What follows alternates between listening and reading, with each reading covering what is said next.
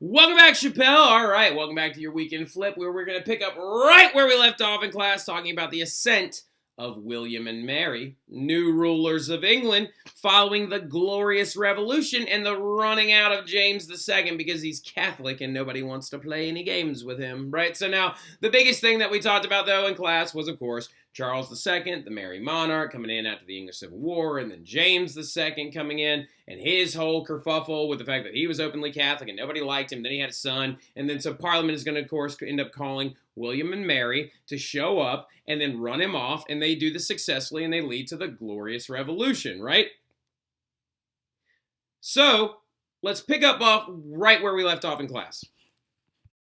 So looking at all of this crazy stuff, you have to understand is that now we had Charles II, right, secretly Catholic, he dies, James II, his brother, right, no sons for Charles, no kids for legitimate kids for Charles, James II takes over, openly Catholic, has a kid, then we've got Mary and William showing up on the shores of England and overthrowing the government, right? Now looking back on it though, something that you desperately need to know and something that you have to understand. Why was that whole transition from James II to William and Mary called the Glorious Revolution rather than any other just regular revolution? Because no one died, right? Because not a drop of blood was spilled. That's why it's called the Glorious Revolution, because they were able to run off this king and install two new co-monarchs, right? William and Mary will come in and begin to rule England as co-monarchs, and they will give ruling authority to the Parliament as well, right? They literally acknowledge, they understand that they themselves are an entity of ruling power with the Parliament, and they are meant to check and balance one another, and they are meant to actually all work together, right? William and Mary are going to create a great period of reign in England,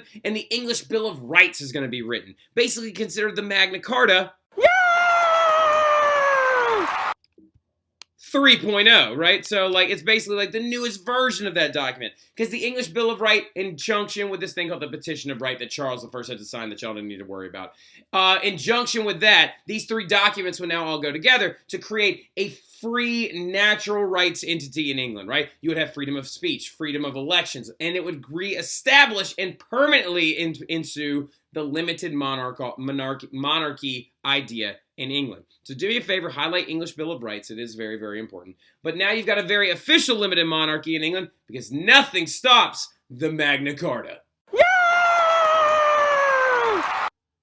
That's right, right? So, like, the big thing about it is that document can never be stopped, right? But now we're moving into France. All right, so now look, now what you need to do is you need to prepare yourself. You need to prepare yourself to hit the rewind button and understand that, okay, so if we're changing countries, so we're going all the way back before Elizabeth even died. All right, so, oh, I know some of you are probably feeling like this.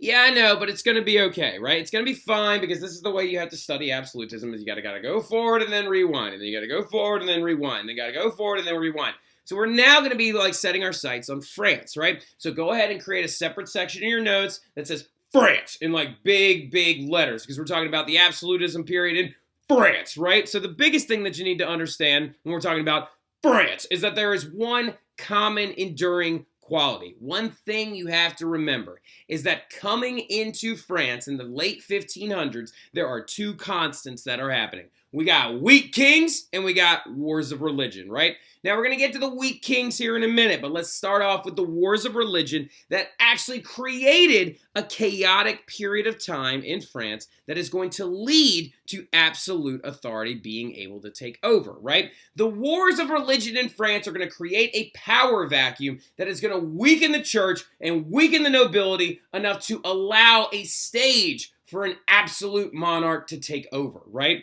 And that monarch's name is going to be Louis XIV, and he is the example, the standard, the bar-setting tone of an absolute authority monarch in Europe. Now, technically, you could argue Ivan the Terrible is, but we're not getting into that right now. Russia is a different breed. But still, getting into it and trying to understand, we are leading up to Louis, though, right? Louis isn't born, though, until 16... He's not born until 1639, I think. So, like, we're still about like 100 years away, right? So now, looking at it though, what's been going on in France since the 1560s are these crazy wars of religion that are going to sweep away noble authority and sweep away church authority and leave that power vacuum space for an absolutist to rise up into, right? So before you can understand where we're going, you need to understand that count them, 7 different wars all over religion are going to happen in France between the years of 1562 and 1598, right? Now, this is all going to occur mostly due to the fact that there is a new type of Protestant running around in France that no one saw coming, and they're called the Huguenots, right? Not huge knots, they're called the Huguenots, right? Huguenots are Calvinist, jot that down, they're Calvinist Protestants that have come back to France that are trying to exert authority, and they're trying to convert as many people as possible. Now, Huguenots are French Protestants. Huguenots are anti-Catholic. Huguenots make up only 7% of the population, but 40% of the nobility. Now, why is that number so important?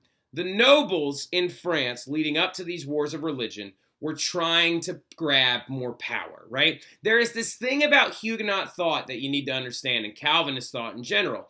In the 1540s, going into the 1560s, going into the late 1500s, Calvinism had changed its perception on the rulership of a monarch, right? They had actually started to be like, oh, if a monarch defies the ideas of God, then he should be stricken down like anyone else, and his authority is not real. So why are so many nobles converting to Huguenots? Because they share this thought with Calvin, right? They share the thought that, oh, if we don't like this king, then we just don't have to listen to it. The Huguenots in France are almost exactly like the German princes in the Holy Roman Empire. They are converting for power and authority so they don't have to listen to a monarch, and so they can keep grabbing at power, and so they can stay on top, right? So the biggest thing about it, though, is the Catholics have the crown, right? And the Catholics have more military, and the Catholics have more money, right? So it's going to lead to a massive set of wars between feudal armies back and forth, and it's going to cause chaos and death and destruction throughout all of France, and these are considered the most costly wars of death in France ever, right? They're very chaotic. They led to mass starvation, mass disease, and also a huge amount of death, and it's going to lead to a very, very crazy, tumultuous time. Now, some of you are probably thinking to yourself, like I know Caroline Gutierrez in my academic class, I know people like Lucy Knockan in my honors class are probably thinking to themselves a little bit like, wait a minute, why doesn't the king just roll in and crush these people, right? They all, like Lucy and Caroline always have great questions. They know how to figure this stuff out. And they're like, why don't they just roll in and crush these things? The reason why, girls, the reason why is because France has got some really weak kings, right? So some very, very weak kings. And all of these weak kings are from a family known as the Valois family, okay? Now do me a favor, write Valois, okay? Why I know every single Valois king from Charles VI is unbeknownst to me, but it's just something that happens to you when you study this stuff for 10 years, right? The Valois are spelled V-A-L-O-I-S, right? Now, the Valois are historically known as some of the weakest kings in the end of the French history period, starting off with this guy. This is Charles VI, a.k.a. Charles the Mad, right? So Charles the Mad is going to go mentally insane during the 100 Years' War. So this guy's all the way back in the Middle Ages, right? He goes mentally insane. He's wearing a jacket with iron ribs in it because he thinks he's made out of glass. He was having half of his body burned at one point. He literally killed several of his bodyguards. He's going nuts. He gives ruling authority to the English. He's very, very crazy, very over the top, and very, very weak, right? Then you've got his son, Charles VII. Charles VII is the guy that got put back on the throne by Joan of Arc. Joan of Arc is going to be the person that leads him to Reims and has him crowned king, right? Also a pretty solidly weak king, but he is going to help lead France into the 100 Years' War and actually lead to them actually being a pretty strong entity later on, but still, pretty weak king. Then you have this guy, Francis I. Francis I is this dude that had this really weird obsession with Leonardo da Vinci, and he's the guy that had the Mona Lisa hanging in his bathroom for like a long time, and he had this crazy tax on land and salt that was like a really, really big thing. Also, not the strongest king on the planet, but physically very strong. Fun fact about this guy, he beat Henry VIII in a wrestling match, which was a lot of fun. But he's an eccentric guy that we'll talk about that picture a little bit later on. But then all these weak kings coalesce into this guy. And this king is Henry II. And Henry II has this huge thing happen whenever he gets stabbed in the face with a lance and he dies unexpectedly, right? So we've got the last Valois kings. But the biggest and most important thing about the last Valois kings is that, yes, they were in charge, but the person really ruling behind the scenes was this woman, okay? Now, do me a favor and write this down. Write down, like, the strong queen of the Valois family or important figure or whatever. But she's very, very important. And her name is Catherine de' Medici. That's right, we got a Medici on our hands in the Kingdom of France. She is going to be like basically a marriage of convenience all the way over to the French crown, and she is going to be married to that guy, Henry II, right? She injects herself into the ruling authority, and she becomes a very, very intense, very, very, very, very, very, very strong queen going forward, right? Now, the crazy thing about it, though, is Henry II, her husband, did die at a very weird time. He was having a jousting match, and the lances hit against each other, and a splinter shot off of it and went straight up into his head, through his eye, and killed him, right? So this leaves Catherine de' Medici as the queen regent of France with several very young sons, right? She had 3 young sons in particular. One's name was Francis II, who, fun fact, is the very first husband of Mary Queen of Scots, right? Francis II marries Mary Queen of Scots, but they're only married for about a year, and then he dies, right? So, like, now, and then Mary Queen of Scots goes back to Scotland, and then, you know, la, la, la, la, la, la. Like, now, the biggest thing about it, though, as well, is he had this other son named Charles IX. Now, this is Charles IX right here, and Charles IX is actually going to be a very weak king as well. Now, I believe he is from the historical interpretations that I've read, but some historians disagree with this, but this is a whole other thing. But he had a sister as well. Now, to try and bring down some of this crazy wars of religion, okay? Now, this is a very important thing to pay attention to. You got to lock in on this. You got to make sure you're with me. You got to make sure you know what I'm talking about, okay? To try and bring an end to the French wars of religion, they are going to try to marry their daughter, Margaret Valois, off to a Protestant noble, right? They're going to pick a Protestant noble that they like. They're going to ask that they convert to Catholicism. They're going to ask that they come into the family and marry into the crown, into the perspective of giving the Protestants something to get these wars to stop, right? So enters in this guy named Henry IV of Navarre. Or excuse me, not Henry IV, but Henry of Navarre, right? Henry of Navarre is a Protestant noble who is going to get married to this woman, Margaret Valois, right? Now, Margaret Valois and Henry, when they get married, has one of the craziest things happen on their wedding day, known as the St. Bartholomew's Day Massacre. So to try and bring an end to the 5th French War of Religion was that marriage, right? They were like, let's take our Protestant Huguenot leader and marry him off to this Catholic princess, and they will be a peace treaty, and we will stop all these crazy wars of religion between the Catholics and the Huguenots, right? Well, what had ended up happening was, over several days of craziness and stuff like that, the Protestants all came to Paris to see the wedding. The Protestant nobles arrived, and 3 days after these two got married, Catherine de' Medici had the doors of Paris locked and had several thousand of them executed, right? The St. Bartholomew's Day Massacre then led to the start of the 6th War of French religion, or the 5th, it's one of the two. Now, and then the wars of religion will continue to break out.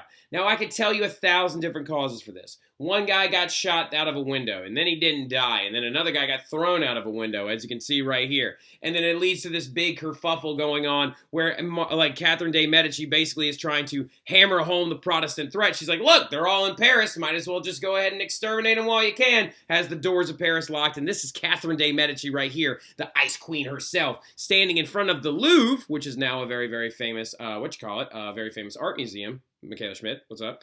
And then, looking at this whole thing, you can see as there's all these dead Protestant nobles standing around, right? So the thing about it is, though, is what's going to end up happening is the wars of religion would continue to rage on. And then Henry III, the brother of Charles IX, is going to take over, and then he dies, right? Because he gets assassinated and stuff like that. Well, since all those weak Valois kings couldn't stay strong, healthy, and not die, the only person left to inherit the throne is that guy that got married to Margaret Valois on the St. Bartholomew's Day Massacre. And we'll talk more about the St. Bartholomew's Day Massacre in class, right? I'll give you some more clarifying details on it and stuff like that.